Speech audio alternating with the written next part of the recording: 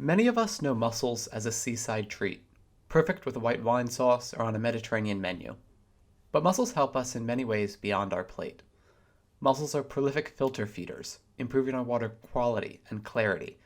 By forming reefs, mussels can also stabilize the sediment and build complex habitats for other animals, increasing local biodiversity. On a larger scale, mussels are an important component of the denitrification process, improving nutrient cycles. Finally, mussels are the basis of a global marine harvesting and aquaculture industry, bringing in over $300 million a year in New Zealand alone. These incredible reefs, however, are at risk. Like other reef-building bivalves, mussels have experienced dramatic declines since historical levels as a result of a variety of factors, like overharvesting, habitat loss, and predation. On a local scale, however, it can be difficult to quantify what this decline actually looks like and determine the potential for future recovery. Here, we focus in on a specific area, locally known as the mussel capital of New Zealand, for its once expansive mussel reefs, to track the decline of natural mussel populations and address concerns over future recovery.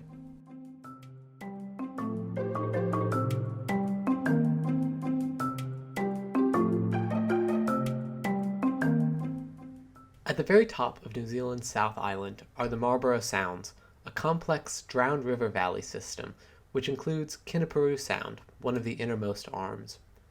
Kenepuru Sound is known historically for the abundant populations of New Zealand's endemic green-lipped mussels along its shorelines. These populations were recorded in the last scientific surveys of the sound in the late 1960s. In the 1970s, Kenepuru began a rich history with mussel harvesting, and was the center point for an extensive commercial hand-picking industry. Now the Kenepuru is better known for its aquaculture mussel farms.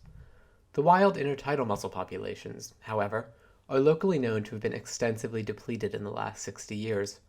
Because there has been no further scientific surveys of these mussels since the 1960s, there is a data gap, making it impossible to determine the extent of mussel decline, causes behind population loss, and how the populations may recover in the future. The first step in addressing these data gaps was accurately determining the current population levels of intertidal mussels in the Kenepuru. To accomplish this, I surveyed 55 kilometers of the shoreline at low spring tides, representing almost all of the Kenepuru. During these surveys, I quantified mussel abundances, densities, and lengths, as well as substrates and other species present. In total, over 88,000 mussels were counted. In some ways, these existing populations are good news for wild mussels, indicating that they can still survive throughout the Kenepuru. The bad news, however, is that they are nowhere near historical levels. The last surveys conducted on these mussels from the 1960s recorded far greater densities. Each point on this map from a historical survey had over 30 mussels per square meters. Now, only 2 sections reach those numbers, and none even approach the historical highs of 70 per square meter. An additional concern was that almost no juvenile recruitment was recorded throughout the surveys, with only a handful of mussels seen below 30 millimeters. The resurveys confirmed that mussel populations have declined dramatically in the Kenepuru since the 1960s, and that natural recovery seems limited. The next question, then, was what led to this decline, and what is hindering recovery? To answer these questions, I've been interviewing long-term residents of the area, people whose memories stretch back 50, 60, 70 or more years. So far, I've interviewed 9 long-term community members, asking them about the historical abundances of mussels to confirm the results of early surveys, what led to declines, and what factors may be preventing recovery. On the first points, they are nearly unanimous. Mussel populations were historically at far greater levels. Helen Godsif, a resident of the Sounds for 83 years, described the historical populations this way. Yes, well, it used to be practically a line of mussels right round the shoreline. Would have been, 2-3 metres wide of just mussel bed, low tide mark and a bit beyond. The cause of decline is equally clear: widespread hand-picking in the 1970s. Gary Orchard, a third-generation Sounds resident of 65 years, described the hand-picking process this way. The concentration of the pickers, they would take it all. they'd take every mussel. The beaches were cleaned out. Commercial handpicking, however, ended 35 years ago, and mussel populations are still dramatically diminished. When it came to this lack of recovery, Sounds residents were more mixed. Predation, competition from marine farms, and lack of settlement surface, like algae for larval mussels, are the primary factors identified by residents. But increased sedimentation, diminished reef capacity, and pollution have also been suggested. The key to successfully restoring these populations and the valuable ecosystem services they provide, then, is determining which of these factors are most probable and mitigating them to encourage natural recovery and benefit future restoration projects. An additional important element that has emerged from both the resurveys and interviews is the shifting baselines of mussel sizes.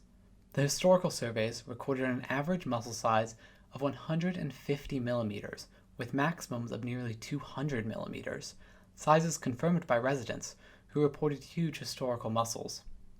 My own resurveys, however, have indicated a marked shift in mussel sizes, with mussels averaging only 105 millimeters. That's 45 millimeters below the historical average. In fact, no mussels above 160 millimeters or below 20 millimeters were recorded during the entirety of the surveys. This size shift may be due to many factors, including those identified behind the lack of recovery. One important element, though, appears to be mussel density, as larger mussels were recorded at sites with over 20 mussels per square meter, which were also the only sites with mussels in the smallest size class, representing new recruitment. It's possible that mussels need some sort of reef structure, or the corresponding chemical cues, to recruit and grow to maximum sizes, potentially emphasizing the importance of utilizing these reef effects in future restoration efforts. Taken as a whole, this data provides a compelling history of green-lipped mussels in the Kenepuru. Mussels were once abundant, were heavily degraded by commercial handpicking, and have yet to recover, potentially due to a variety of factors, leaving the current shoreline with only remnant populations.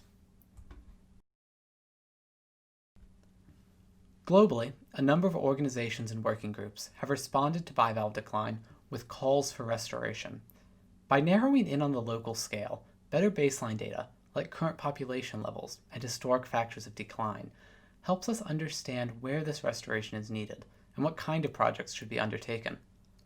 In the Kenepuru, confirming commercial handpicking, a process which has now stopped, as the direct cause of intertidal mussel decline, allows future efforts to focus on the factors preventing recovery.